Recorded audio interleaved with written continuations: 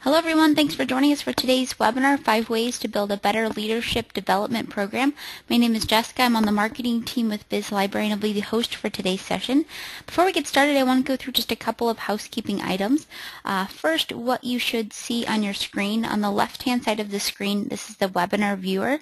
So this is where you'll see the content that we're sharing with you today. On the right-hand side of the screen, this is the control panel. So this is where you can join the audio portion of today's webinar, and you can also communicate with us through the question box. The default mode for the control panel is for it to collapse. If you want to open the control panel back up, simply click the orange box with the white arrow on it and it'll expand for you. Or I should say red box, it's not orange anymore. To join the audio portion of today's webinar, you can do so either through the teleconference line. You can also listen through your speakers. If you're going to listen through your speakers, I recommend either using a pair of headphones or a headset to get the best audio quality. We like to keep things pretty informal, so if you have any questions or discussion points, feel free to send them over through the question box that's located within the control panel. I like to weave the questions in as it relates to what we're discussing in the webinar, and then also leave some time at the end for Q&A. I am recording the session today, so I'll make a link to the webinar recording as well as the slides and follow-up information available on our blog after today's session. So that's bizlibrary.com/bizblog. I also put a link to the slides in the chat panel on the right-hand side of your screen. So you should be able to click on that link and then you can download the slides. I also sent a link to the slides in the reminder email that you should have received this morning. Today's webinar is approved for 1 hour CE credit for all of you HR professionals attending. I'll make a link to the completion certificate available at the end of today's webinar. I'll also send out a follow-up email that'll include a link to the completion certificate as well as a link to the slides and follow-up information. The most important thing is the program ID number or the activity ID number. That's what you'll need to record with HRCI. So if you'd like more information on certification or recertification, I encourage you to visit hrci.org. Again, my name is Jessica. I'm on the marketing team with BizLibrary. I've been working in the training and development industry now for about 5 years. I'm very active in social media, so I tweet on behalf of BizLibrary at BizLibrary and also at my own account at Jess L. Petrie. I'm also pretty active on LinkedIn, so I like to share a lot of articles and discussions around human resources, training and development, and marketing. So if you're on either of those social networks, I'd love it if you'd reach out and connect. Presenting with us today is Chris Osborne. Chris is the VP of Marketing for BizLibrary. He's also worked in a consulting capacity with a Paris-based leadership development consulting firm where he helped organizations design and implement leadership and executive development programs. He's been performing learning, development, and training functions formally since 2000 and informally for organizations since 1987. Prior to Chris's move into the business sector, he practiced law in the areas of labor, employment, and business litigation for over 12 years. He graduated from WashU School of Law with honors in 1987. So Chris is also active in social media, so you can find him on Twitter at Chris Osborne STL, and he's also on LinkedIn. So I'm sure you'd love it if you'd reach out and connect as well. Just to give you a little bit of background on BizLibrary, BizLibrary is a leading provider of online employee training and e-learning solutions.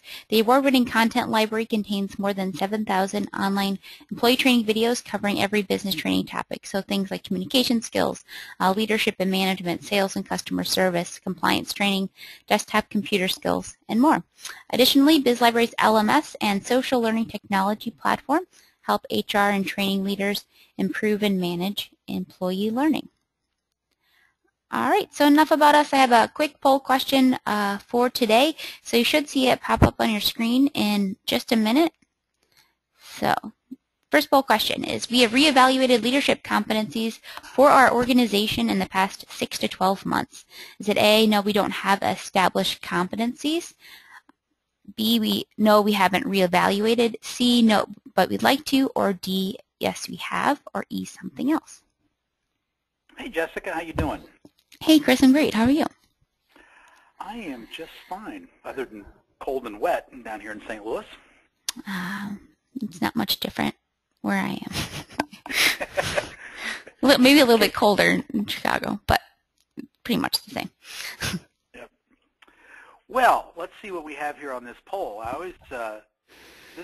We were talking a little before we started, this is always one of our favorite webinars. It's a topic that I am very passionate about, and I always am interested in this specific poll question because it gives us a sense of kind of how active people are and kind of sort of the ongoing evaluation of leadership development in their organization. So kind of fun.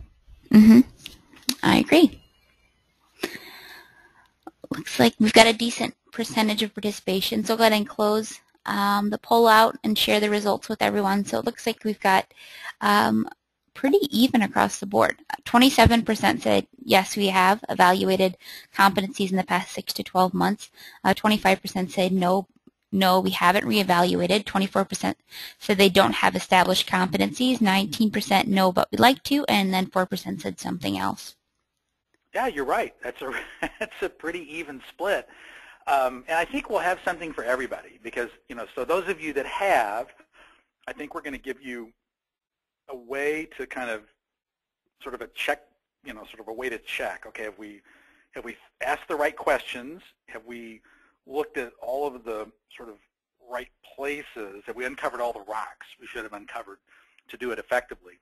And so for those of you who haven't yet, I think that's in a kind of an interesting way, that's kind of a hopeful place because we can maybe help you get started on the right path rather than kind of, blindly going off and kind of making a lot of the mistakes that, to be perfectly honest, I've made over the course of my career in doing exactly this. So good stuff.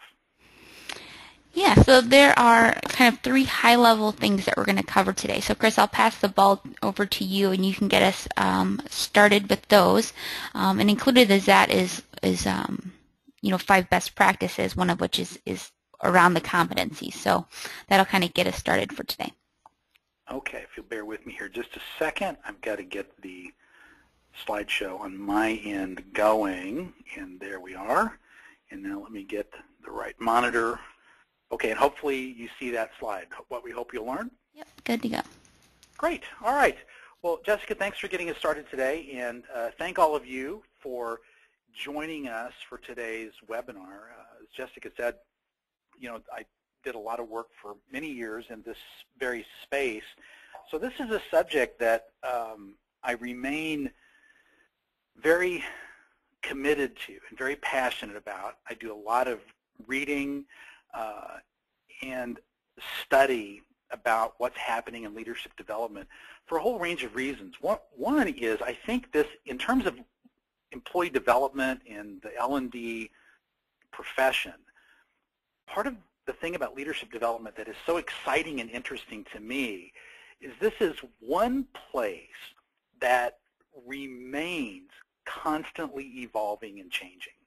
And I find that so invigorating because when I first began working in this space, there were very definite theories and approaches that were widely accepted as kind of best practices. This is what you do, this is how you do it, and that's changing. And I love the changes. And it's just been a wonderful thing to watch. And some of the changes, especially in the past 3 to 5 years, have really invigorated, I think, the thought leadership and the writing in this space. So I really enjoy talking about this, as I think you can tell. So we have 3 things that we really want to lay out for you. And part of it is the business case about why leadership development remains really important. There's a great business case to be made for this. And then we want to talk about some of the specific challenges faced by leaders today. And this is a big part of why this specific area in learning and development remains so dynamic, because the challenges are so fascinating and the challenges are so dynamic. And then we're going to lay out for you the characteristics of best practices programs. And this is, again, part of this area in this space that I think is so much fun to get into and talk about. So let's jump right into this. This is one of the things that's happening that we're seeing is part of this is generational. And again, Jessica and I have a lot of fun with our personal generational differences in a lot of webinars. And this is one of these situations where a lot of folks that fit into my generation, and I'll admit to being a baby boomer, although demographers actually include me in a subcategory of baby boomers called Generation Jones, which means I'm a younger baby boomer. But lots of us are retiring, and we're retiring in huge numbers. 360 million of us are going to retire from the global workforce, not the U.S. global workforce, but the global workforce, by 2030. And as our more senior workers or senior employees leave, they're taking with them experience and product knowledge and industry knowledge and loyalty and proven problem-solving skills, just a whole range of really important assets that are extremely important to our company. And what are we going to do with this? How are we going to replace those knowledge assets? Then you couple that with this piece of information. This all comes from the same study, by the way, this McKinsey Global Institute study. Up to 40 to 50% of imported executives fail. They flat out fail within the first 18 months of the start of their tenure. So what we're learning is that internal development ultimately becomes really critical for success. So those of us that have worked in this space for a long time have been touting the benefits of effective succession planning and really well-planned leadership development programs for a long time. And the data is finally emerging to help us make the business case for doing this. There's a reason to do it. If we build our own leaders, if we home grow our own leaders, we have a better chance of having them succeed for us. That's not perfect. It doesn't happen every single time, but it really does. We do increase the odds of success. But what happens if we have poor leaders? Do they really hurt us?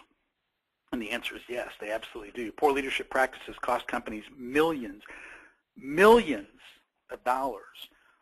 According to Ken Blanchard Companies in a study they released in 2011, making the case for leadership development equal to nearly 7% of annual sales in many organizations. Now, that's a staggering number.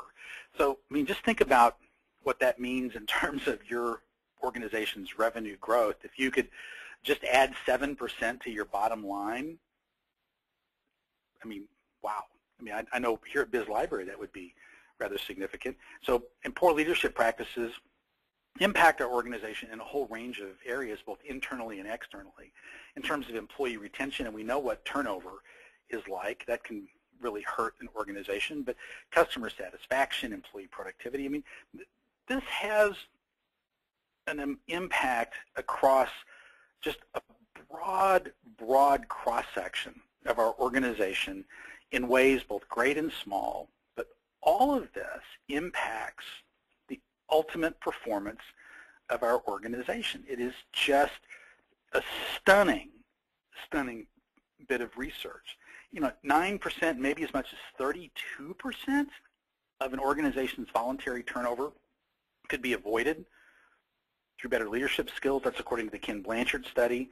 Better leadership can generate a 3 to 4% improvement in customer satisfaction scores and as much as a 1.5%, which corresponds into a 1.5% increase in revenue growth.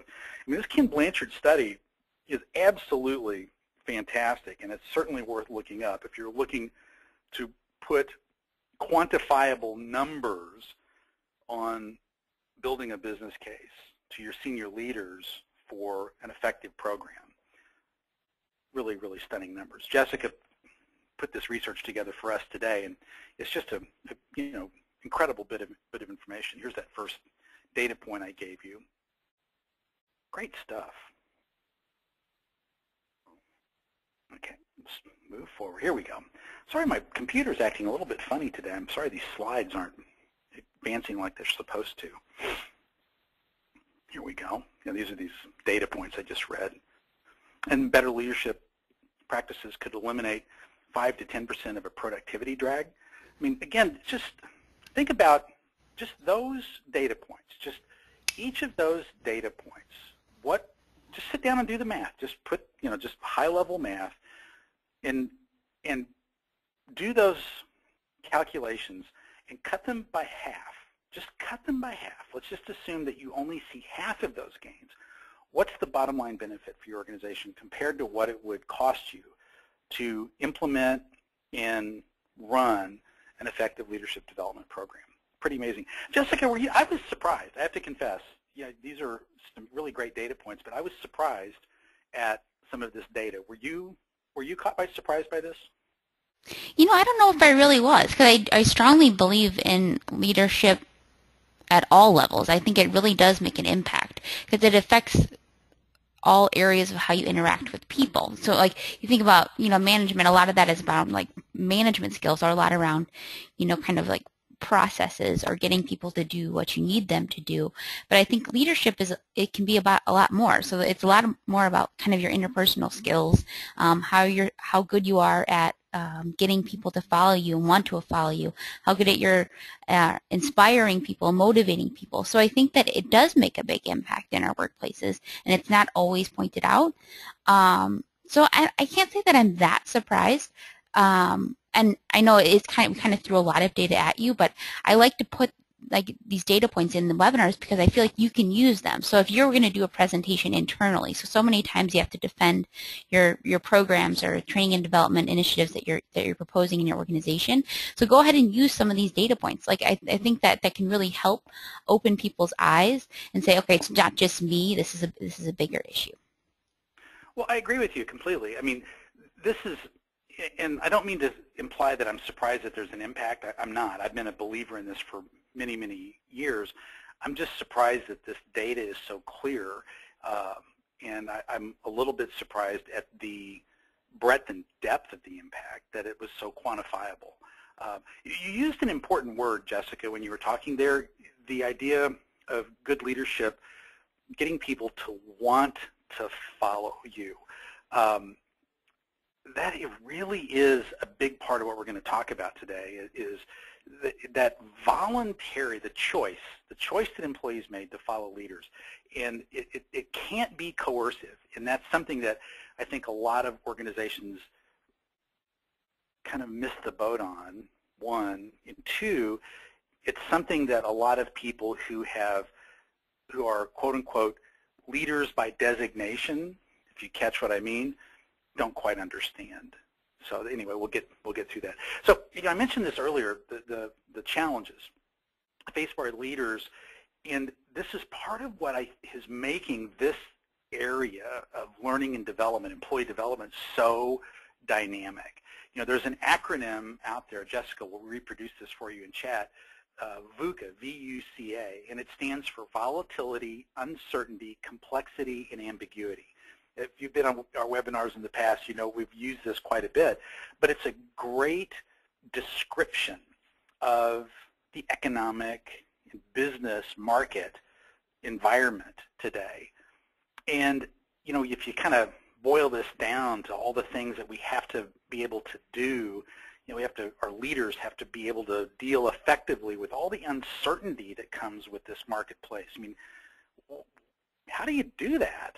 I mean, it's not a situation where we have, a clear path to solve problems, where we know what's going to happen over the next 12 to 18 months because we have a stable, economic and political situation going on, where we have, a clear understanding of the next products or the next competitors are going to come from. The speed with which business is conducted today, the speed with which new products enter the market and change things. And we mentioned the demographics on one end of the spectrum, which is a part of the demographics I think that a lot of organizations are not really prepared to deal with, and that is sort of the retirement of more senior employees. But the other end of the spectrum, the rise of millennials. I mean, the demographic tsunami that's taking place in our organizations is profound. So what do we need our leaders to do to be successful in this type of an environment? And it is different today than it was 10 or 15 or 20 years ago. I can promise you it's radically different. than it was when I entered the workforce some few years ago. It's a lot different. It's not bad, it's not good, but it's different. And we have to think about leadership development differently today than we did a long time ago. Which gets me to this. When I first started working as a consultant and started thinking about leadership and started working my way through these leadership theories, these are all incredibly fun to talk about and work your way through, but there's sort of an evolution of the thinking about leadership, and the first efforts to explain leadership sort of emerged in the late 30s, early 40s.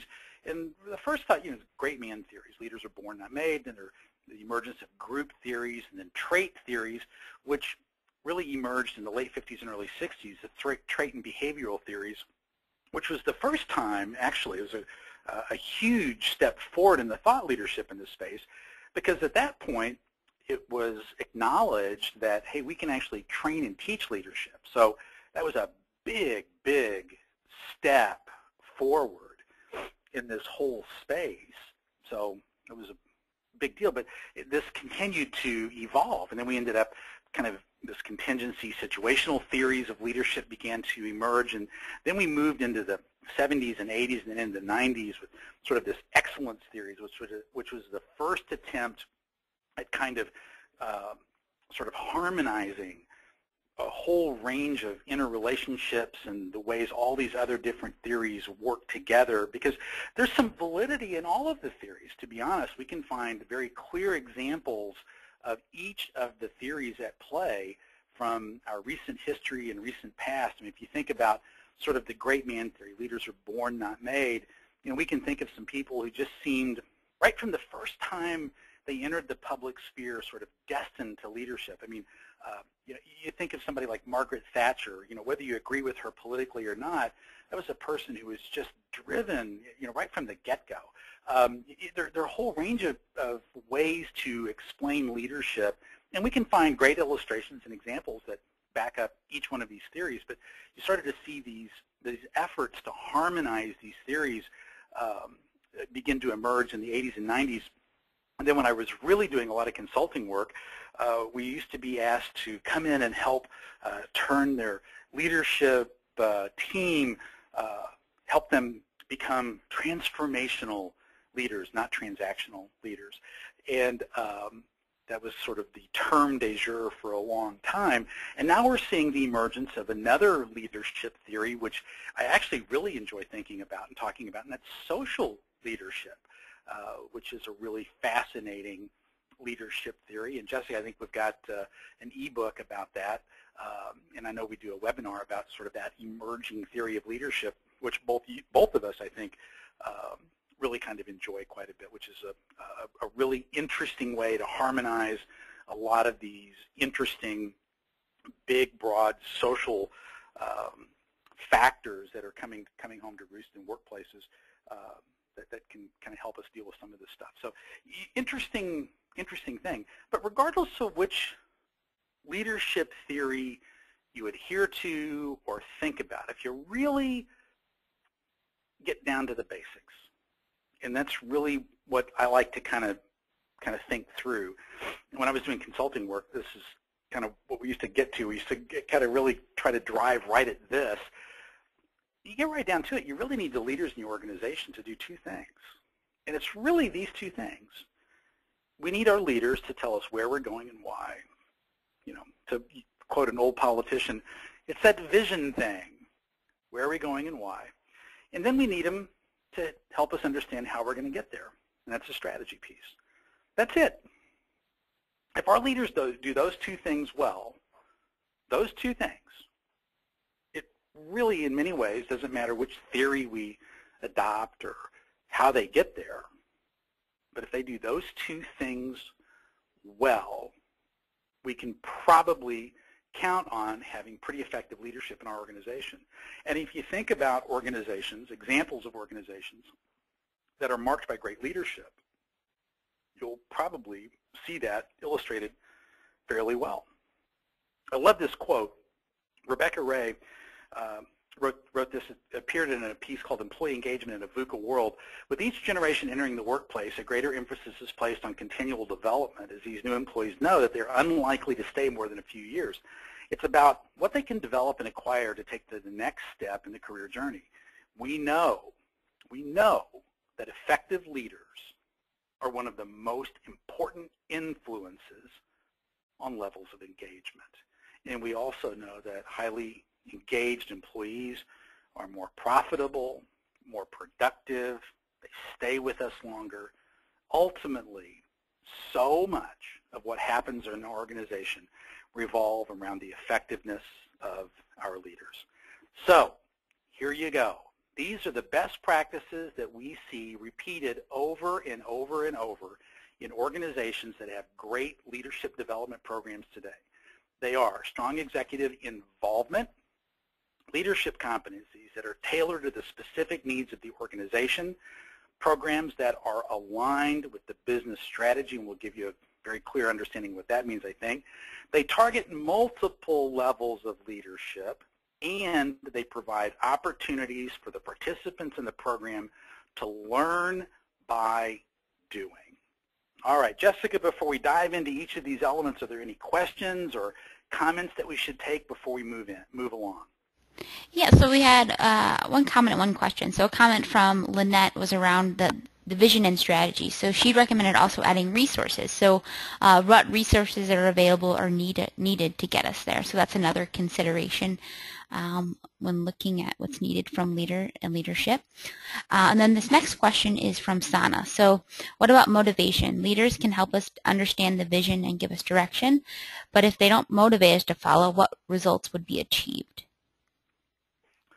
Well, that's a great point. I agree with you completely. I think the point I was trying to make with the two questions, those are the questions we need our leaders to answer for our company. So if they're our organization, they need to answer those questions. Where are we going and why are we going to get there? And then how are we going to do it? The execution of that moves into the motivation and the other elements that this development effort is designed to foster in your organization. And the motivation techniques and motivation requirements in your organization are going to be different from organization to organization depending upon your culture, depending upon your workforce, depending upon the specific leader's skills and strengths. For instance, the way I motivate the team that I work with may be quite a bit different than the way other leaders, even here within Biz Library, motivate their team. Does it make my method better or worse than someone else's? No. What matters is what's effective, and what's effective for me may not be effective for a different leader. So you're exactly right. Ultimately, you have to execute.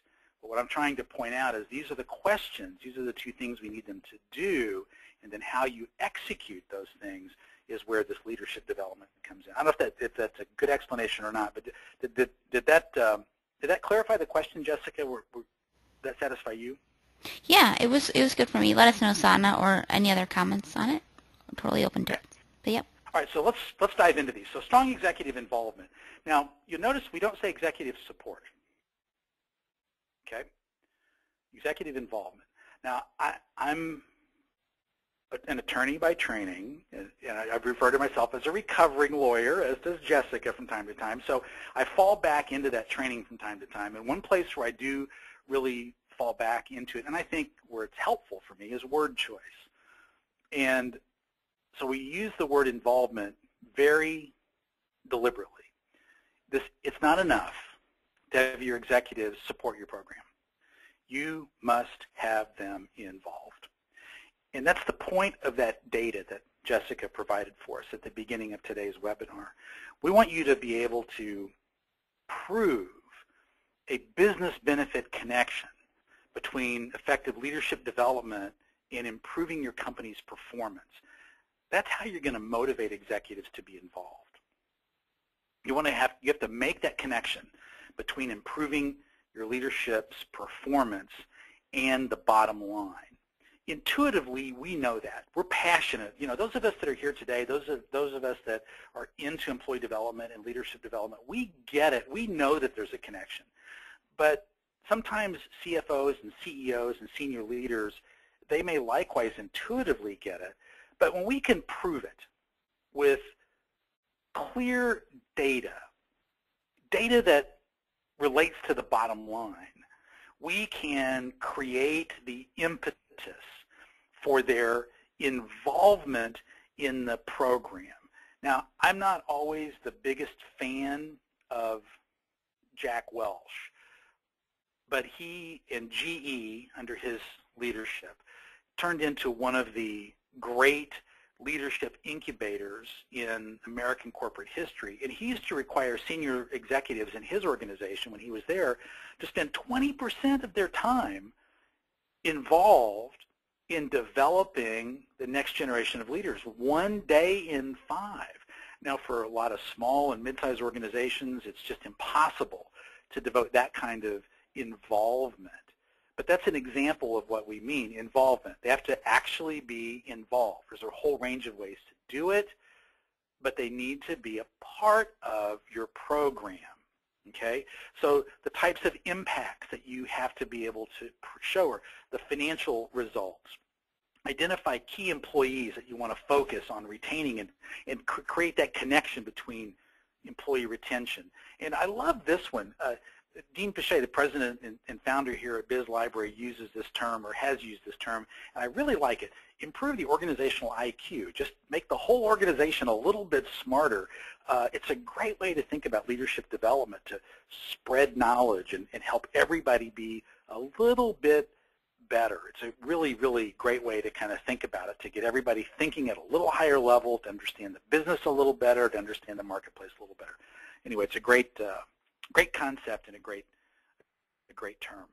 So then the next piece, the second of the 5 best practices, is the leadership competencies that are critical for success in your organization. Sort of 6 factors that you want to make sure that you're kind of considering and thinking about. And it really is important that the competencies that you're working your way through are really tailored to success in your organization, okay? So, for instance, 2 organizations in the same industry, but 2 different cultures. One's very, risk-averse, very conservative. The other is very cutting-edge, leading-edge, very youthful. The competencies necessary for successful leadership in the 2 organizations are going to be different. So how would you describe your culture? What is the requirements for effective development of people in your organization? What does that look like? How does that work? So what are the competencies necessary for look ahead. You don't want to just build a leadership development program that focuses on what you're doing today. You want to maximize the potential of your organization and look to future success. You want this to really, really help move your organization forward. You want to find ways to challenge the status quo. And ultimately, this has to be focused on improved performance. That's what you're trying to do. Improve the overall performance of the participants in your program and ultimately of your entire organization. There's a really provocative article written by a fellow named Mike Myatt. By the way, he wrote a really interesting book called Hacking Leadership, which I've read, and it's really a good read. But he wrote an article that appeared in Forbes magazine called The #1 Reason Leadership Development Fails. And this is a quote from that article. It's called, and the quote was, "Training focuses on best practices, while development focuses on next practices." And that really is the theme of this slide. When you think about competencies, look to the future, focus on growth and education, challenge the status quo, and focus on performance. And that really is what the lesson that Mike Myatt is trying to deliver in that article. Now, I'm going to warn you in advance, if you do go look up that article, there's some great content in it. It's really interesting, but it is very provocative. And he is, I'm trying to find a diplomatic way to phrase this, but he is not always generous in his word choice about my friends and colleagues in the learning and development profession. So just be prepared for that when you read the article. All of that said, there's some really great thought leadership in a lot of what Mike Myatt writes, and I highly recommend his book, Hacking Leadership. It's really fascinating. It's a really interesting, very, very fascinating approach to leadership development that he takes in that book, and then a lot of the best practices that we're talking about today appear in different ways in that book, but it's a really a very worthwhile read, by the way. Okay, so staying on this theme of competencies, on the left-hand side of this screen, this is sort of a traditional view of leadership competencies. And if you go back and look at leadership competency models dating back into the 50s, 60s, 70s, you'll find these 5 high-level competencies in just about all of them in one form or another. Vision, interpersonal skills, the ability to develop others, usually in that word order, by the way. Intelligence, character, whether those are competencies or traits, we can debate or discuss at another time. That's a traditional view of leadership. And then on the right-hand side, sort of this is an emerging view of leadership. This is part of this space that I find so fascinating and so fun. Now, we've borrowed this from a book called, Jessica, correct me if I get this wrong, The 2020 Workplace, written by Gene Meister. Is that correct? That's correct. Yep. Oh, got it. Now, we did change this around a little bit. We added a competency in here of our own that we find very interesting. We added learning agility, but here are 5 competencies that we see emerging: collaboration, learning agility, people development. I love this one: digital literacy and global citizenship. Now, think about these 5 competencies compared to the ones on the left. There's some very definite parallels, and we're not trying to say that we don't need leaders that are intelligent and individuals of high character. That's not what we're trying to say. But what we are saying is that in an emerging world, this world that can be characterized by as volatile, uncertain, complex, ambiguous, that a collaborative workplace is going to be more successful. Leaders who are agile learners that can learn, relearn, and unlearn competencies and skills that are going to be important, that are able to figure out new jobs that don't exist today that are going to be important in 2 or 3 years, that are digital natives, or if not digital natives, are digitally literate, able to really work effectively with the digital tools that are critical for success today. This is an emerging picture of leaders that's quite a bit different than the picture of leaders that we saw a few years ago. So when we talked earlier, Jessica posed that poll question to us earlier. Have you evaluated your leadership competencies in the last 6 to 12 months? This is exactly what we were trying to get at. Are you looking at these emerging competencies? Have you thought about these? Are any of these on your radar screen? If you think about this demographic tsunami, which I refer to sometimes, this sort of the rise of millennials, if you don't think collaboration is important to them, you're mistaken. And think about organizations that have a really collaborative culture. Think about all of the permutations of what that does to siloed information. If you can create a collaborative culture where information is shared broadly, where people access information easily, where your leaders do that naturally and effectively, what does that do to innovation? What does that do to organizational IQ? I mean, think of all of the benefits of that, particularly in a marketplace that's volatile, uncertain, complex, ambiguous. I mean, this is an interesting view of leadership, which, again, going back to that poll question, we think it's,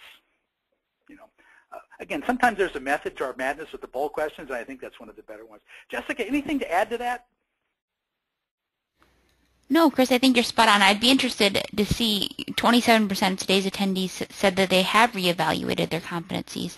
So just let us know informally through chat what those competencies are. I'm always interested in how people are reevaluating what they're focusing on, and whether that's just the next year, or are you looking at them for the next couple of years, or just be interested in more information on that. But yes, we can keep going, Chris. Yeah, I would too. That'd be interesting.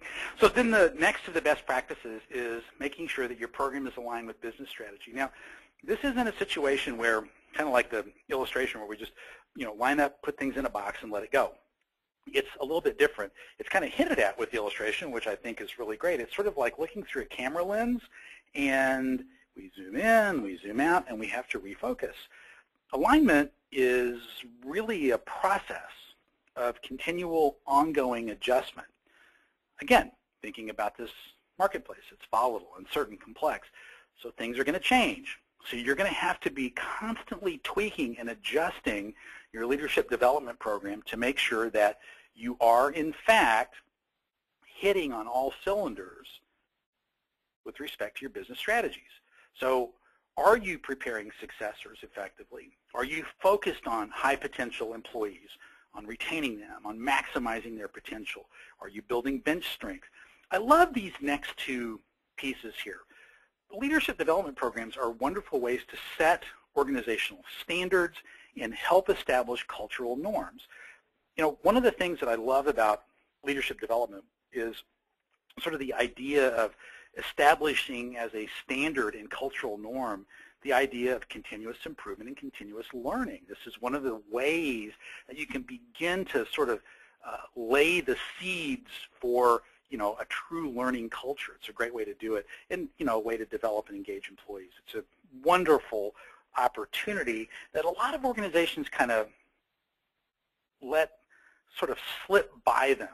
Not intentionally, I don't think, because they get so focused on the competencies and this and but they don't really always take advantage of the opportunities to turn it into sort of an ongoing learning and sort of begin to build the capacity for continued improvement. But anyway, it's a wonderful way to get at it. So what are the strategies? What is it that you're really looking to accomplish, not only for today's success, but for future success? Really an interesting way to get at that. Okay, so the next best practice is to target multiple levels of your organization. Okay, so leadership development. Executive level programs, that's pretty common. Most organizations have some type of program to help executives perform well. That's great. Mid-level, sort of your directors and managers, and then frontline and new managers, frontline newly promoted supervisors, incredibly important. But that second deal here, technical and professionals. This is a newly emerging class of leaders, which a lot of organizations are not including in leadership development programs. I'll get to them in just a minute, but this is an incredibly important area, and we'll explain why in just a moment. Okay, so executive level development. This can be extremely challenging and a lot of fun to work in. I used to do a lot of executive level coaching. A lot of this can be one-on-one type stuff. This can also be very expensive, but executives can frequently benefit greatly from an outside coach. But the type of content that they're going to need is high-level leadership skills, frequently motivation, strategy, innovation. A lot of high-performing executives got to where they are because they were very powerful personalities and not always good at playing in the sandbox with others. So frequently peer-to-peer collaboration is, an important part of coaching and development. But this is a really, really key piece of this. And these individuals typically benefit greatly from highly focused development plans and executive coaching. Jessica, you've grabbed a couple of screenshots of some examples of sort of some quick learning nuggets that are aimed at executives here. Yeah, so these are just two quick recommendations. So these are included in the leadership lesson videos. And I like to think of them as, so maybe you can't afford to bring in an outside coach, but what if you could have access to all of these great business leaders, authors, and thought leaders from all around, and you could access them and watch them in quick videos like every day. So there's some of my favorite ones, but there's more than 50 of these short videos that are included, and like I said, they're kind of top thought leaders and business leaders, and they'll give you quick takeaways. So these two that I included is on being an effective change leader, and then the other one, Harold Serkin's talking about what it takes to be a 21st century leader. So a lot of what we're talking about today, being adaptable and agile, but two quick recommendations, and we all know that executives never have any time, so those are short for them. Yeah, and at the end of today's session, Jessica is going to give you an opportunity to tell us whether you want a trial of our content or not, but this is part of it. But if you just let us know in chat, we can get you set up. So this is that level of leadership that I wanted to talk about just a little bit, these technical or professional level people. So think about, some of these are jobs that weren't always thought of as hugely important even 4 or 5 years ago. But think of mission-critical positions now that exist in your organization today. Your web developers, engineers, programmers, lawyers, architects. These people frequently, they may not lead departments or lead large teams of people, but they may lead important functions and have leadership roles for your organization in the community or with partners or with outside organizations. They need leadership development as well. They may be brilliant people, highly skilled, very technically proficient, but many of them lack training because they don't get it frequently in professional school or where they've come from on leadership fundamentals, business acumen, and sort of foundational communication skills. Many of them need assistance in maintaining professional certifications, like think of our HR certifications, project management certifications, and many of them benefit greatly from learning at the time of need, so on-demand reference materials can be very helpful. Think of a programmer who's trying to solve some crazy, bizarre code problem. They need to see an example of code. I mean, that's the kind of example that we're talking about. These are, again, Jessica, you grabbed a couple of examples of that right here. Yeah, so this is an example of just-in-time, what some people refer to as performance support resources. So again, if you need a quick access to like a short video that's very targeted, so you can keep going throughout your day so you're not interrupting it, that's an example of some of those. Yeah, good stuff. All right, so then we get to our sort of managers. So our mid-level folks. It was a great study published by Burson by Deloitte back in December of 2011. It was based upon a survey of CEOs. And they asked the CEOs, what do you see as the major managerial skill gaps in your mid-level managers? And here's what they said. Now, if you're looking for one slide that lays out for you a training curriculum for your managers, here it is. These were the 6 skill gaps that these CEOs identified: coaching, performance appraisals, developing others, managing change, communications, and business acumen. So if you're looking to train your mid-level managers, there you go. So how do we do this? Blended learning, supported by performance support resources, just like what Jessica showed us a second ago. Learning resources that are targeted, especially if they're managing other managers, that's a really unique and interesting place to be. And for a lot of folks, especially folks that have been in their role for 6 to 12 months, job rotation and stretch assignments can be extremely helpful. Give them a little broader view of the organization, and then lots and lots of feedback, and create mentoring programs. Remember earlier, our first best practice, senior executive involvement, not support. This is one of these places where you can get your senior leaders involved with mentoring your mid-level managers.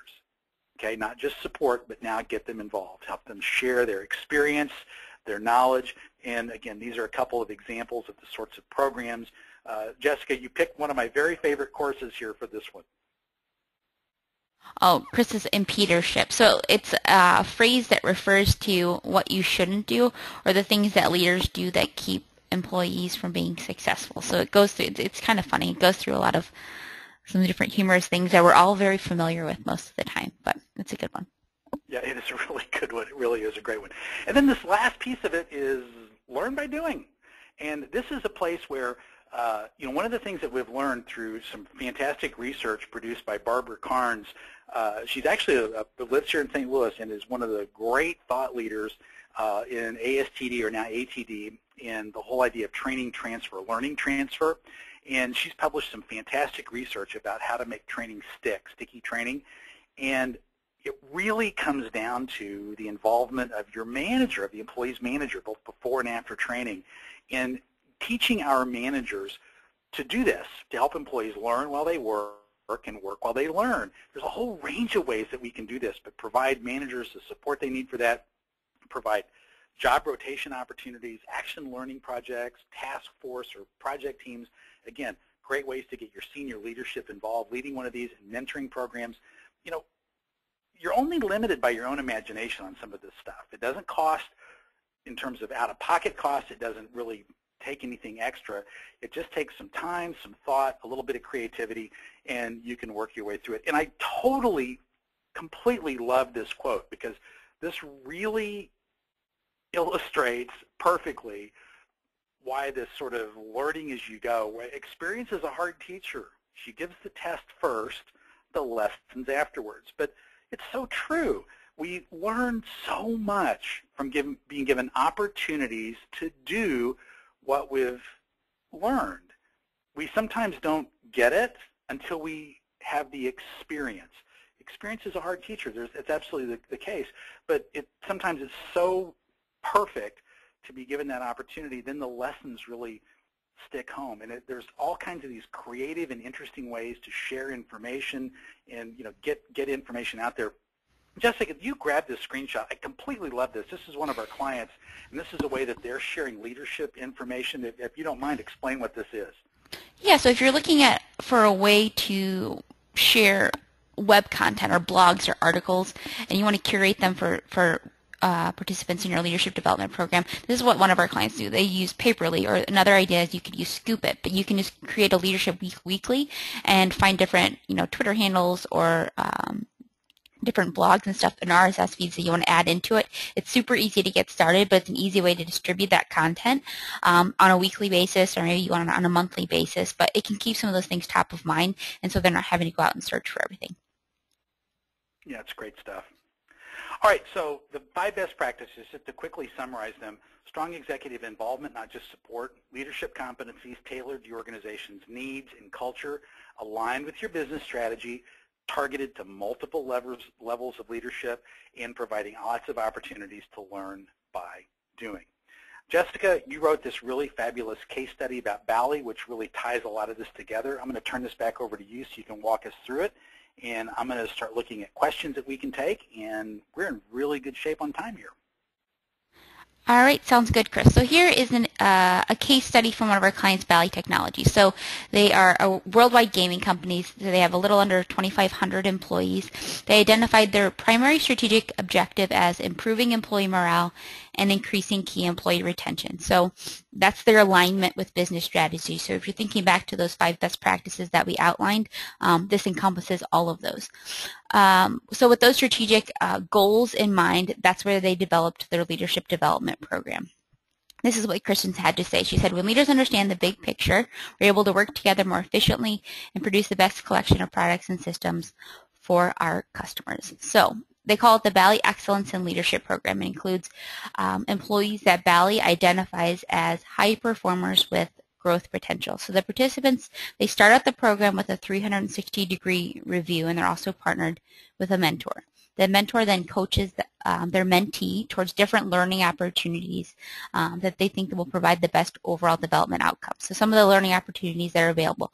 So it includes online courses from Biz Library. They also have leadership classroom training courses, roundtable discussions, special presentations by executive leaders.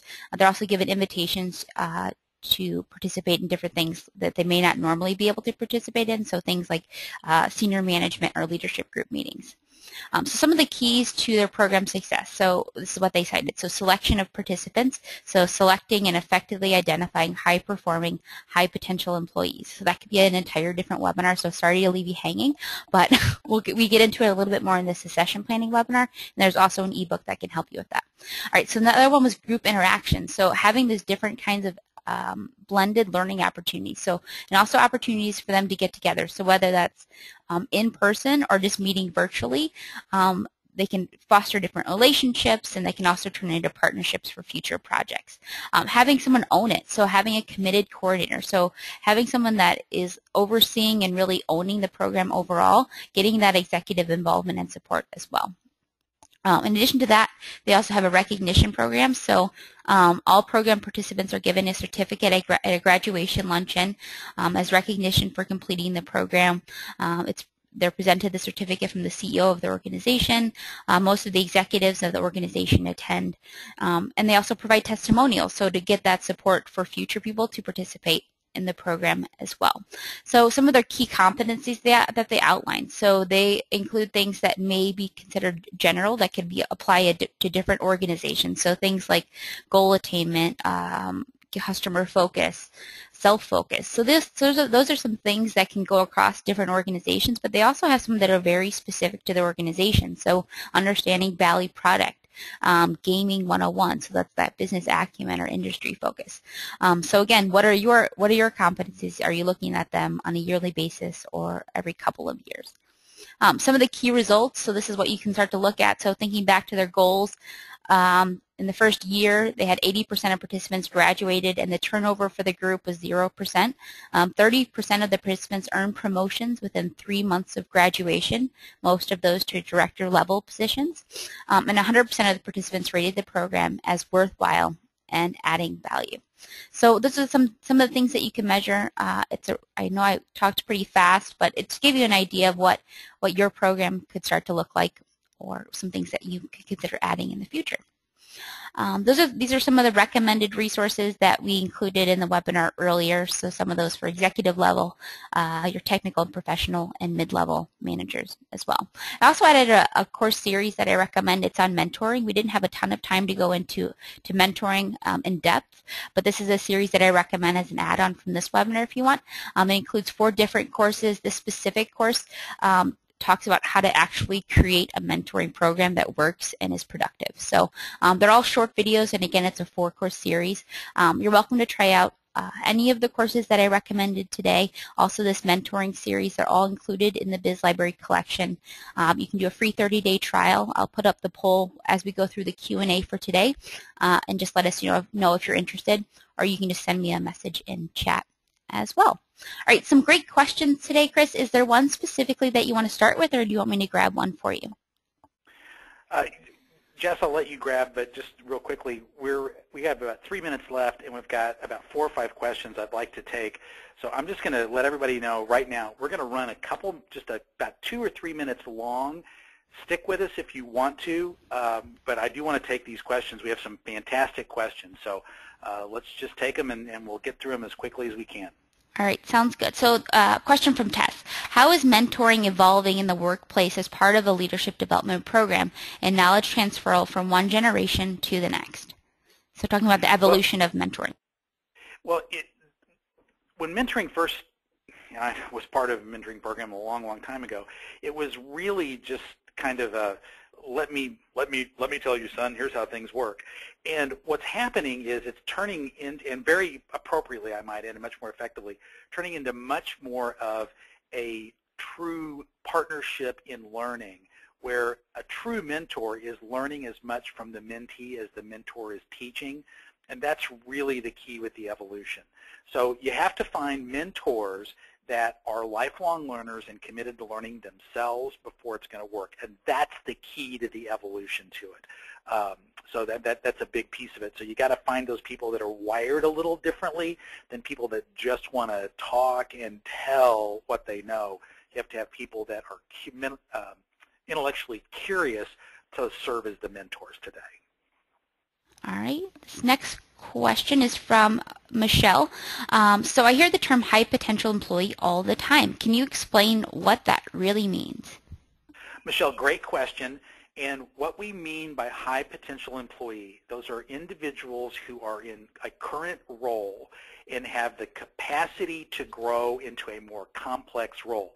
It does not mean necessarily that they can turn into a manager or supervisor. For instance, There are jobs that exist today that are important that did not exist 3 to 5 years ago. So a high potential employee today might be defined as somebody with the capacity to acquire new skills rapidly. So you have to think carefully about what it is your organization needs today and what you might need 18 to 24 months out.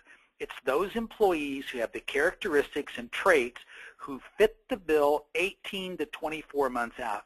That's what you're looking for in terms of high potential. It could be potential to be a supervisor, potential to be a manager, but it could also be people who have the ability to acquire and learn new skills.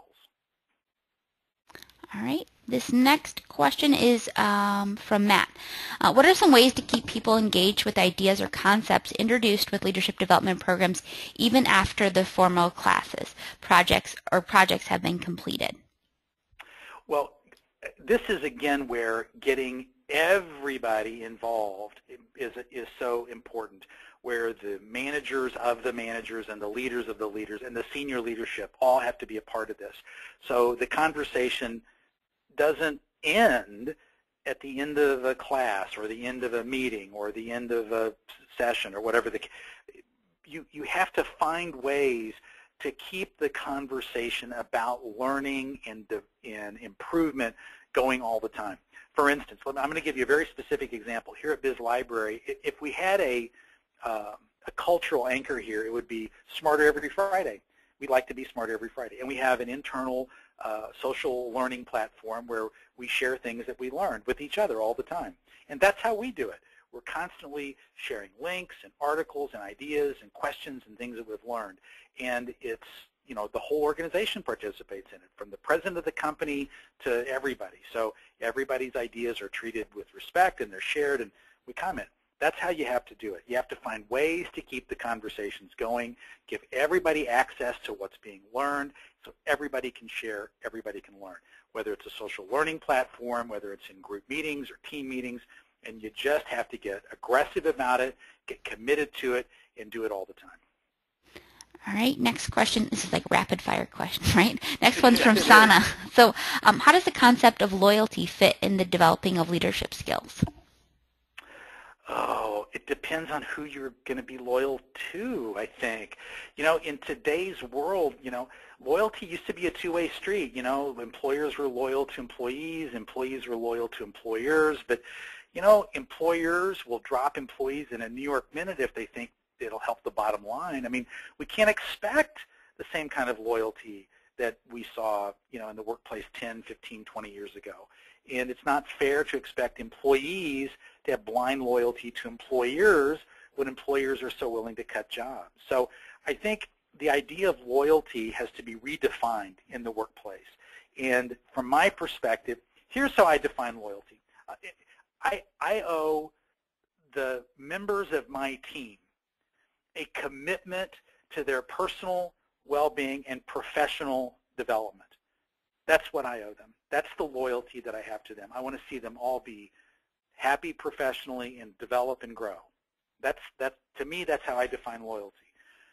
My hope is that that means that they continue with their careers with me, with my team. But if it means that they find a better opportunity someplace else that's good for them, well, then that happens. We had a brilliant, really talented young programmer named Stephanie who left to take a job with another organization about a year and a half ago. More power to her. I was loyal to her. I didn't feel like she betrayed my loyalty by taking another position because I helped her. I helped her along in her career. In fact, I coached her to take the position because it was the right thing to do. Loyalty has to be defined differently today in this workplace, in this work world. So that's the first thing you have to do. The concept of loyalty absolutely fits. You just have to define it differently. All right, last question from Kim. So what are some good ways to measure the results of a leadership development program, so not just the surveys after a class? We just wrote an ebook about how to measure the impact of soft skills training, and I would recommend that you go grab that ebook, Kim. That would be one way to begin to get at it. But it's about measuring the impact of the behaviors you're trying to influence on the bottom line. That's really how to get at it. So without getting into a lot of detail, that's what you're looking at. what behaviors influence the bottom line, and you're looking at finding ways to measure the impact of the improved behaviors. That's really the key to it. All right, I added a link in the chat. So sorry to run over today. We don't usually do that, but we got a lot of good questions in. For those of you that are attending for HRCI credit, I put a link to the certificate in the chat panel on the right-hand side of your screen. I'll also send a follow-up email. You'll get that in your inbox around 4 p.m. Central Time today. That includes a link to the certificate as well as the webinar recording, slides, and follow-up information. Next week's webinars are employee training, why short video gets big results, and taking the pain out of performance reviews. So hope you'll consider joining us for a future session. They're on our website at bizlibrary.com/webinars. So again, thanks for all the great questions today. Thanks for attending with us, and thanks to Chris for presenting. Thank you, everybody. Bye-bye.